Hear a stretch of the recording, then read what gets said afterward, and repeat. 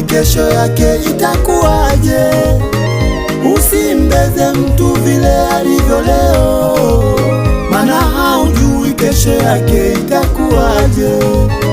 Katika ile familia ya Yese, nani alijua Daudi atakuwa mfalume? Daudi aliyekuwa mchunga kondoo, Mungu kamwinua kamuweka kuwa mfalume. Usimdharau mtu vile alivyo leo, maana haujui kesho yake itakuwaje.